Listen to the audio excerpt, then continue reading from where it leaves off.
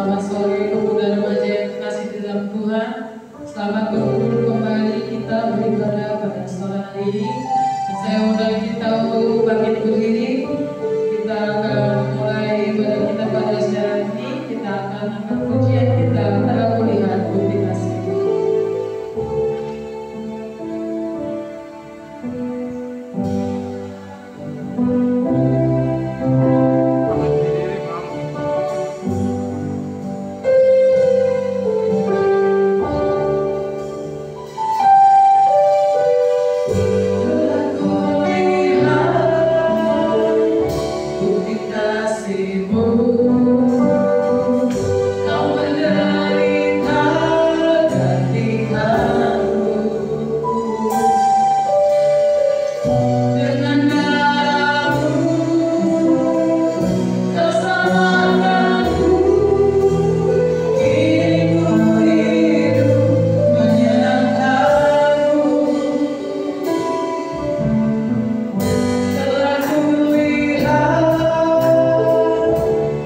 Kasih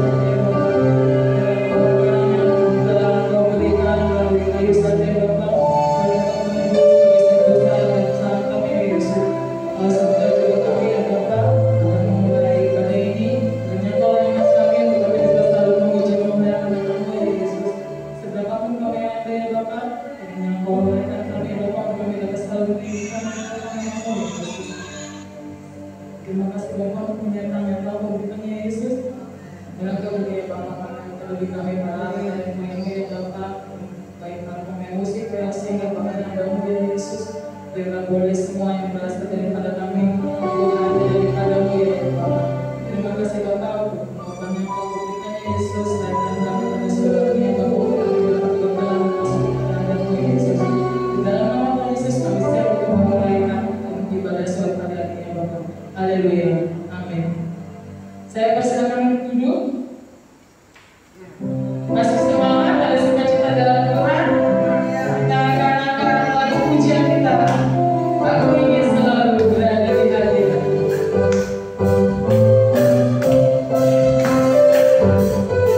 Aku ingin selalu berada di hadirat-Mu. Aku ingin selalu berhidup dalam nama-Mu.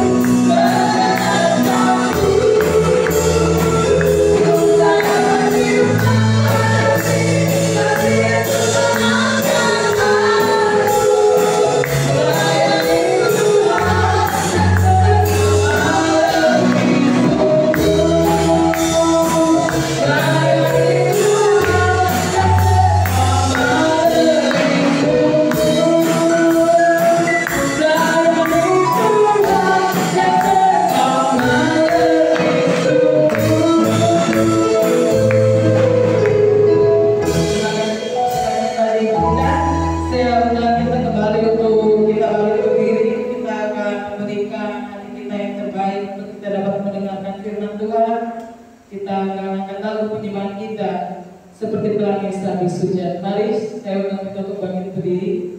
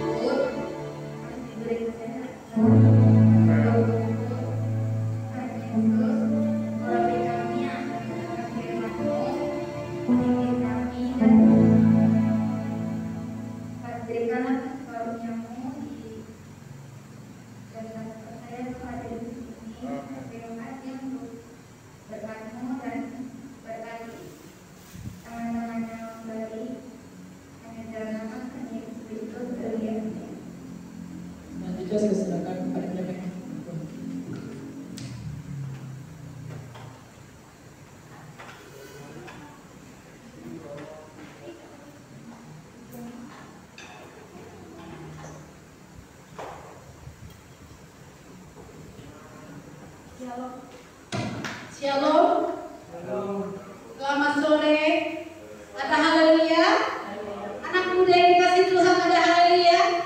Jemaat yang dikasih Tuhan yang di rumah, ada haleluya. Amin. Kita mengucap syukur hari ini kita ada sebagaimana kita ada.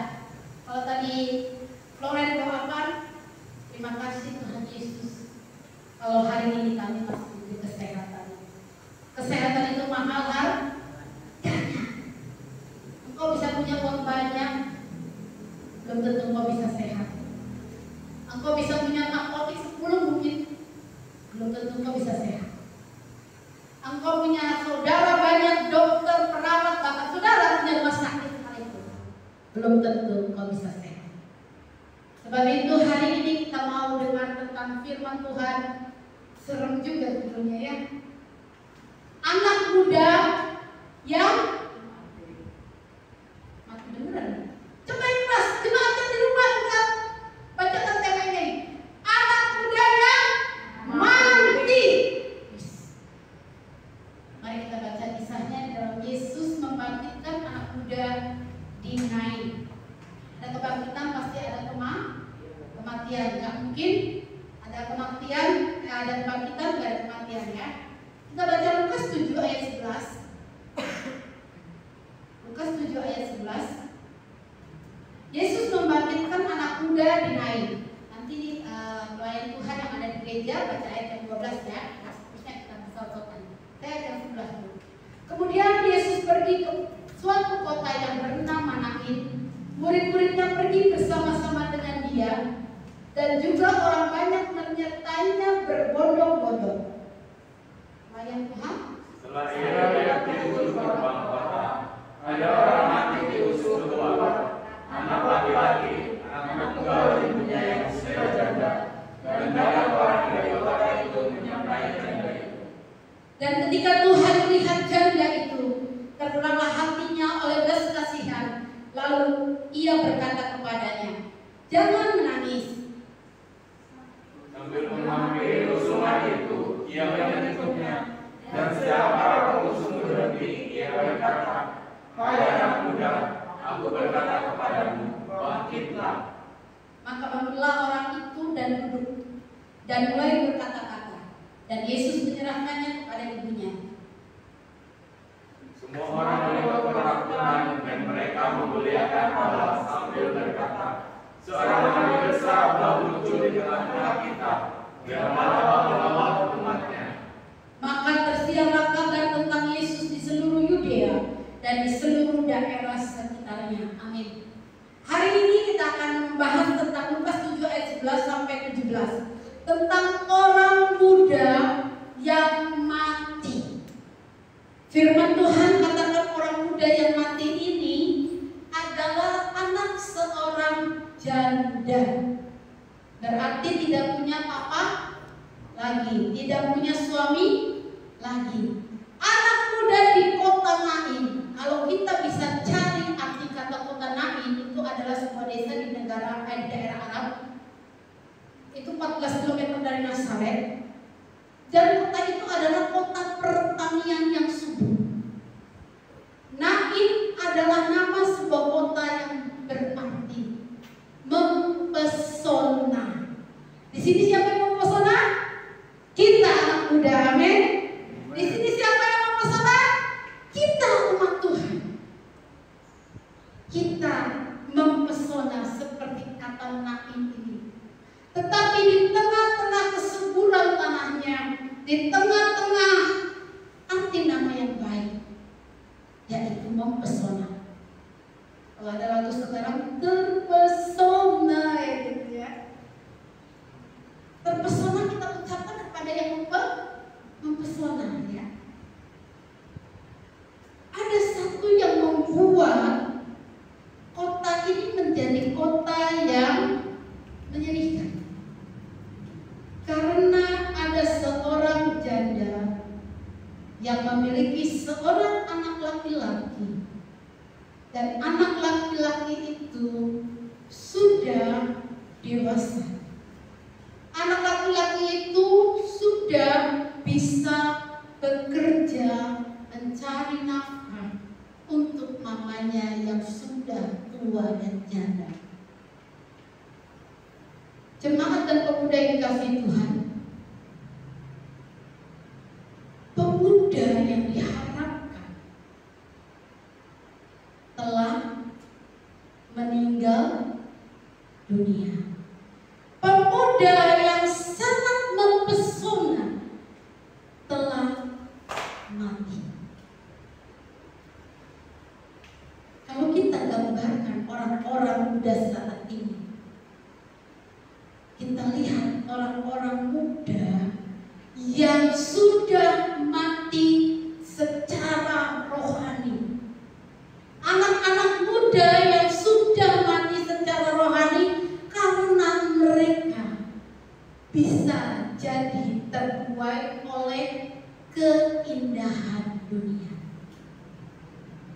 di mana mereka mungkin mendapatkan fasilitas yang baik lewat orang tuanya, lewat pekerjaannya, lewat pergaulannya, sehingga mereka mati secara rohani di hadapan Tuhan. Tidak ada lagi waktu-waktu untuk mengingat Tuhan, tidak ada lagi waktu-waktu untuk beribadah, tidak ada lagi waktu-waktu untuk berkomunikasi dengan komunitasnya di dalam Tuhan. Di dalam sebuah gereja lokal di mana dia seharusnya ada di situ. Kematian ini disebut kematian rohani, di mana dia jauh daripada Tuhan.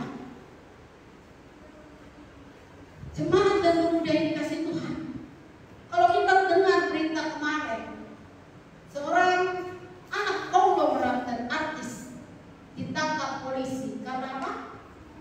Menggunakan narkoba, menggunakan sabu-sabu. Ditanya kenapa? Stres. Stres kebanyakan duit. Semua ada, semua mempesona, semua membahagiakan. Kita punya uang 10.000 di dompet aja, ayo. Dia punya uang tes MT, gitu. Mereka stres. Bu, apa ya uangnya dibagi ke kita ya? Biar kita sama-sama stres ya. Kita stres mau berdiam pada uang 1 M ya. Jangan-jangan kita yang kaget, kita yang stres duluan.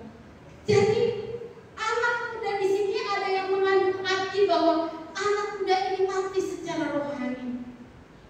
Dia tidak terpaut lagi dengan Tuhan Sang Penciptanya, tetapi ada juga arti jasmaninya, yaitu anak muda ini benar-benar mati raganya. Tidak pandang itu siapa, anak orang kaya kan, anak orang miskin kan, bahkan anak seorang janda yang harus menjadi tulang punggung bagi mamanya, dia meninggal dunia. Bagaimana perasaannya kalau yang urusannya orang sudah mati itu? Begini saudara, kita lihat kalau orang-orang muda biasanya punya planning, ya, punya masa depan. Saya mau habis ini saya mau sekolah di sini, saya mau kuliah, habis ini saya mau bekerja di sini. Setelah bekerja di sini, saya punya uang, saya mau buka usaha ini, saya mau bangun rumah tangga. Terus planning itu ada, saya pengen ini dan saya pengen itu, saya mau bawa mama saya keliling dunia setelah pandemi ini, misalnya. Planningnya ada, tetapi ketika kematian itu datang, apa yang diplanningkan, apa yang direncanakan, stop. Kematian anak muda. Engkau seorang anak muda, hari ini engkau harus hidup berhati-hati. Sebab apa? Kematian itu bukan punya orang tua saja. Kalau kemarin kita lihat, kita dengar Bapak Agus Wijaya itu baru umur 39 tahun. 40-nya itu nanti Agustus, karena namanya Agus ya.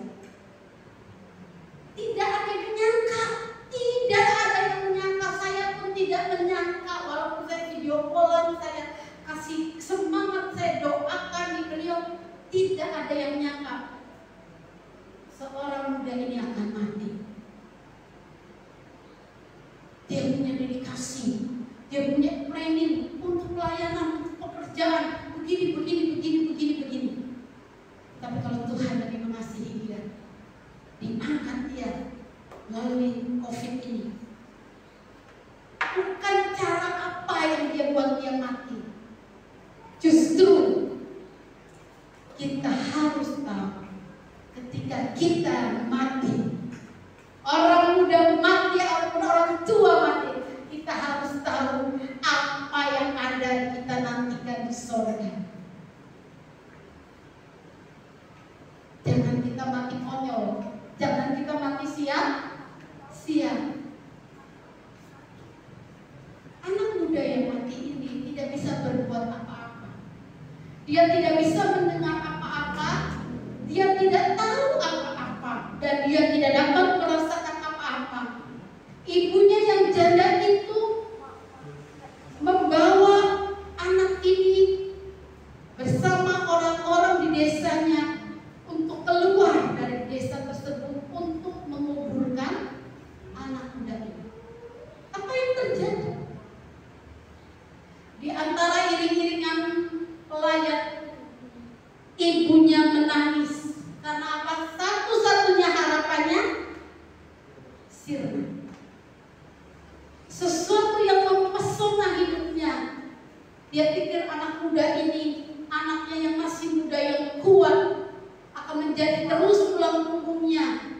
Ketika dia menikah, dia akan mendapatkan cucu-cucu yang membahagiakan dalam kehidupan ibu ini, sehingga kejandaannya menjadi terobati karena sudah hilang penderitaan sebagai seorang janda. Tetapi apa yang diharapkan ibu ini? Justru dia mendapati anaknya meninggal dunia. Kita baca ayat yang ke-13. Ketika kematian itu hadir, 13 katakan, dan ketika Tuhan melihat janda itu, tergeraklah hatinya oleh belas kasihan. Lalu ia berkata kepadanya apa? Jangan menangis itu. Jangan menangis, hai janda. Gimana nggak nangis kalau anak satu-satunya harapannya meninggal dunia? Saya nggak bisa habis pikir gimana caranya. Biasanya orang tua itu pengen kalau dia mati anaknya yang mengusung dia. Tapi ini kebalik. Orang tua masih hidup, anaknya harus diusung oleh dia. Jangan menangis. Jangan menangis, di sini mengandung arti banyak. Artinya apa? Stop penderitaan ini. Atau artinya apa? Ada mujizat di dalam tubuh ibu. Ada lagi berkata, jangan menangis, pandang aku. Masih ada aku. Masih ada Tuhan Yesus. Masih ada kuasa yang tak terbatas.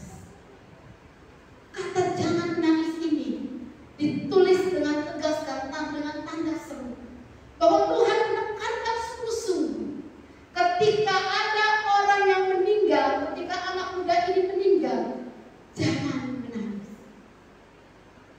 Anak muda yang mati ini tidak bisa diharapkan. Tentu ibunya menangis karena akan berpisah selamanya. 14. Sambil menghampiri usungan itu, ia menyentuhnya. Amin. Ia menyentuhnya. Hai anak muda, hai jemaat Tuhan yang ada di rumah. Kalau engkau sedang mengalami kematian, mati secara rohani, engkau sudah tidak lagi percaya kepada Tuhan, engkau sudah tidak lagi bisa berharap. Seakan-akan masa depanmu ya sudahlah beginilah. Ada Tuhan yang siap menghampirimu dan menyentuhmu. Sedang para pemusuh itu berhenti, ia berkata, hai anak muda, aku berkata kepadamu apa? Bangkitlah. Jadi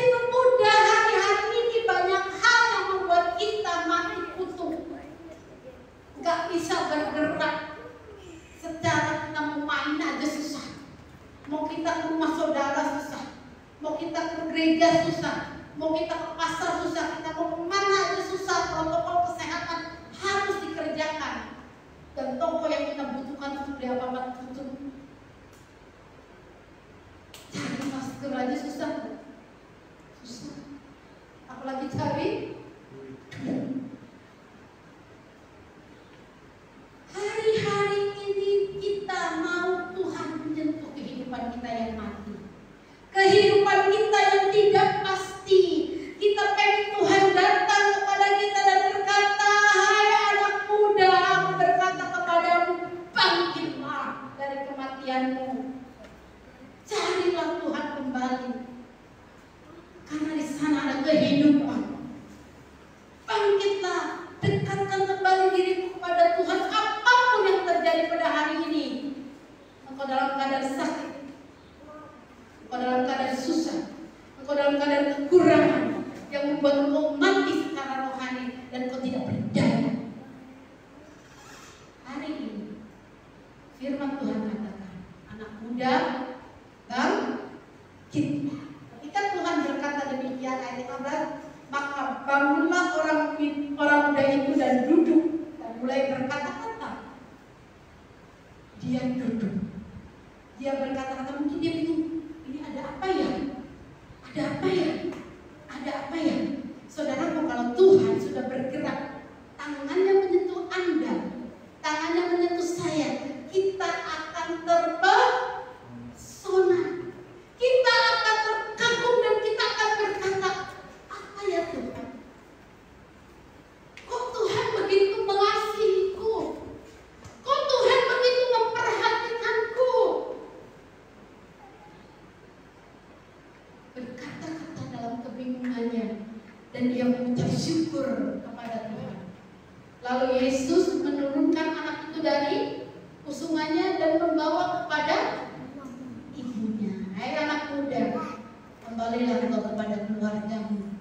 Nikmatilah keluargamu, di mana di sana ada ibumu, ada ayahmu, ada saudaramu. Serahkanlah kasih sayangmu bagi mereka. Amin. Serahkanlah perhatianmu bagi mereka. Mereka adalah keluargamu yang terdekat. Bawalah mereka kepada kebaikan Tuhan. Bawalah mereka kepada kesaksian-kesaksian bahwa Tuhan sudah menyentuh saya dan Tuhan sudah membangkitkan saya. Ayat ke-16, semua orang ketakutan dan mereka memuliakan Allah. Takut di sini bukan takut lari karena orang mati ini bangkit ya.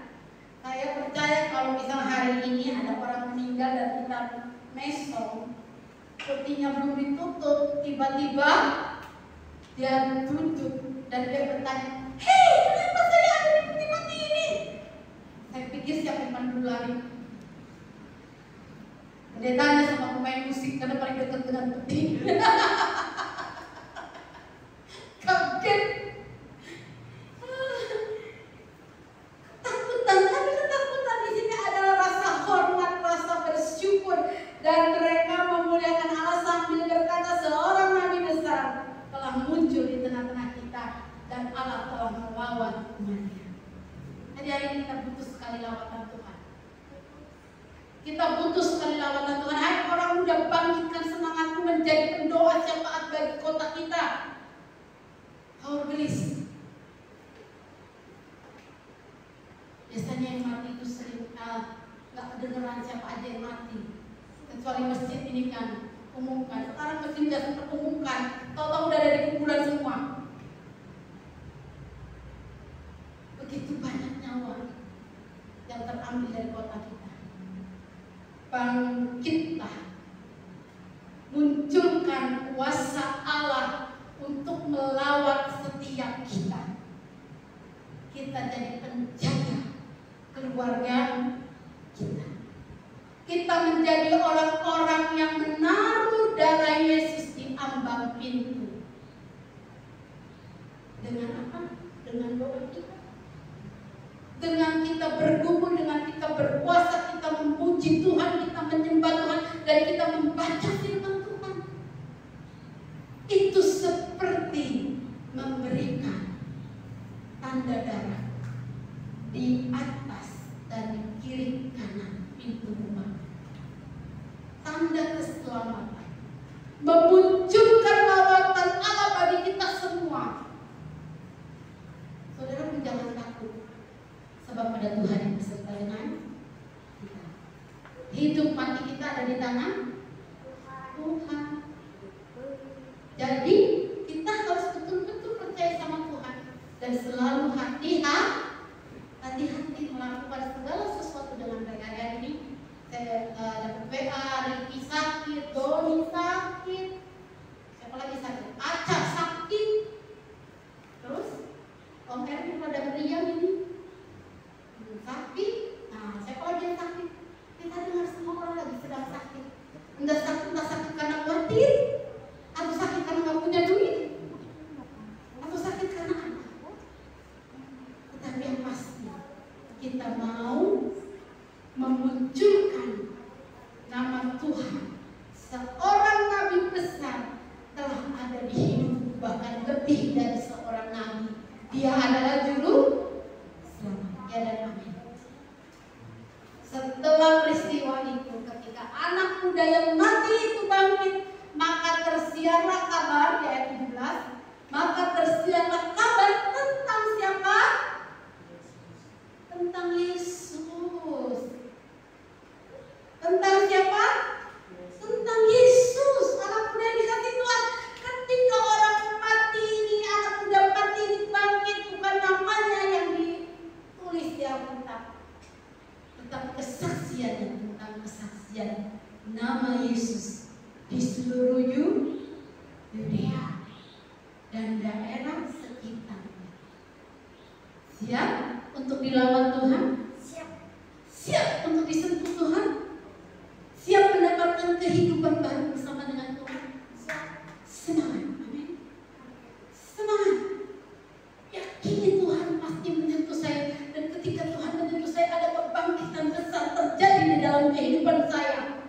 Ada masa depan yang baik bagi kehidupan saya. Oh, dunia boleh prediksikan apa saja, tetapi kembali kepada firman Tuhan, yakini. Hai anak muda, kau harus bangkit. Tinggalkan kematianmu dalam segi apapun. Mari kita berbondong-bondong menikmati hadirat Tuhan. Mari kita berbondong-bondong melihat, menikmati keindahan bersama dengan Tuhan. Karena Tuhan kita Allah yang mempesona. Dia bisa lakukan apa saja. Kematian jasmani, kematian rohani bisa Tuhan bangkitkan asal kita memiliki hati yang mau berseru kepada Dia. Minta jamaah Tuhan. Sentuh Tuhan hidupku. Apa yang kurang dari hidupku Tuhan sentuh, sehingga aku boleh berkata-kata dan aku boleh menyaksikan Engkau Tuhan. Lengkapi Tuhan. Karena kita itu orang yang penuh dengan kekurangan. Tuhan buat kita sempurna, tapi orang lain melihat kita penuh dengan kekurangan. Padahal Tuhan jadikan kita sempurna. Tapi kesempurnaan, target kesempurnaan orang terhadap kita itu berbeda-beda. Sebab itu milikilah kehidupan bersama dengan Tuhan. Saya undang tim musik untuk maju ke depan dalam nama Tuhan. Kita akan naikkan pujiannya. Kita akhiri firman Tuhan hari ini. Hai anak muda, bangkitlah, bangkitlah, bangkitlah dari kematianmu.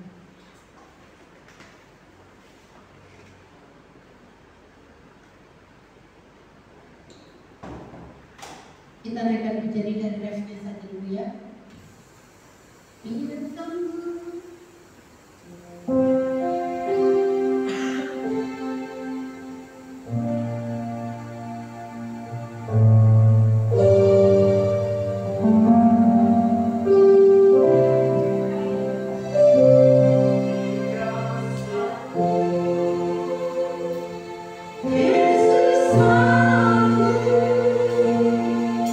Lama tuhan negara yang besar.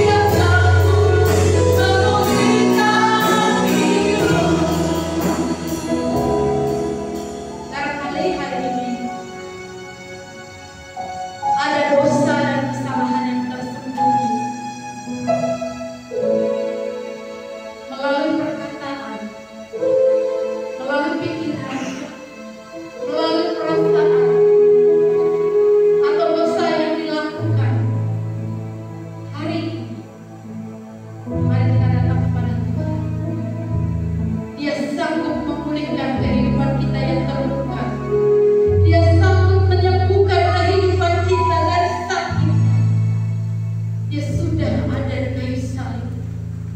Dia menanggung segala apa yang kita rasakan hari ini. Bangkitkan semangatmu, bangkitkan hidupmu. Bilang sama Tuhan, sentuh aku Tuhan.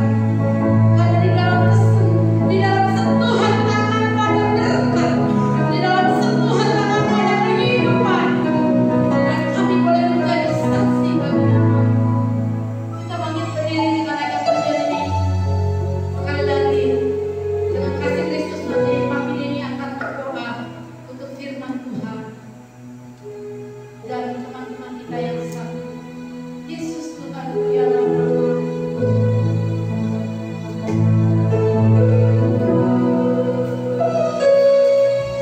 Yesus Tuhan, mulialah namanya. Yesus Allahku, besar kasih-Nya. Dahulu, sekarang, dan sampai selamanya. Kasih-Nya tak pernah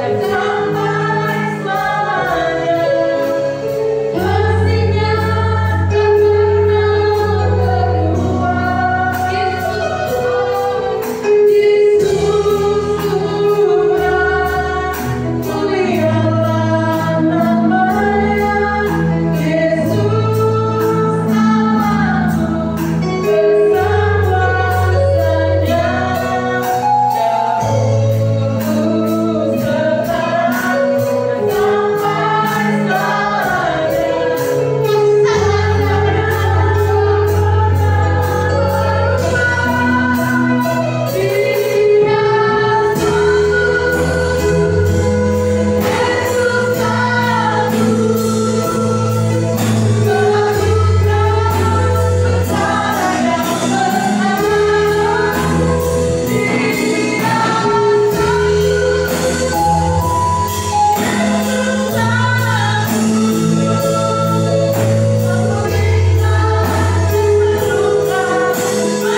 Dahulu, sekarang, dan sampai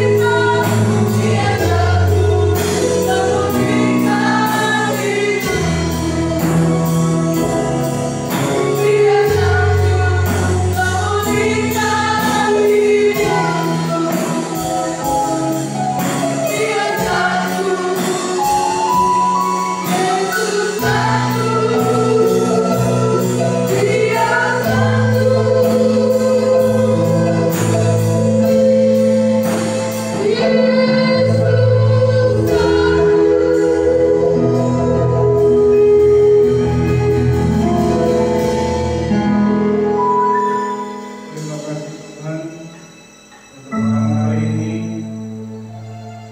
untuk kebenaran firman-Mu ya Tuhan. Kami ingatkan Tuhan kembali, kami lebih lagi Tuhan, sungguh-sungguh kami anak-anak muda remaja GPD Maragarawa itu harus bangkit, harus siap, harus berani berjuang untuk keluarga kami, untuk saudara kami, bahkan untuk kota kami Tuhan. Karena hari-hari ini hari-hari yang mencekam, hari-hari yang mengkhawatirkan, tapi karena ada kebenaran firman, ada janji-Mu yang selalu Kau berikan kepada kami Tuhan. Jadikan kami anak-anak pemuda remaja yang kuat, sebagai anak-anak panahmu ya Tuhan, yang siap melawan tipu siap iblis Tuhan, untuk menghancurkan segala kuasa-kuasa iblis bersama dengan kuasa-Mu ya Allah. Kami sanggup Tuhan. Pada malam hari ini hamba-Mu bersama Tuhan, para pelayan-pelayan Tuhan di tempat ini, kami berdoa untuk teman-teman kami, baik itu untuk saudara Ricky, baik itu untuk saudara Doni, baik itu untuk saudari Tasya Tuhan. Bahkan kami juga berdoa untuk Bapak Gembala kami Tuhan, bahkan yang kami tidak tahu, yang tidak kami sebutkan namanya Tuhan. Di dalam nama Tuhan Yesus, kami percaya Kau menyembuhkan, memulihkan segala kelemahan tubuh, baik itu Tuhan secara Tuhan rohani maupun secara fisik. Kami percaya Tuhan pemulihan-pemulihan datang dari Engkau.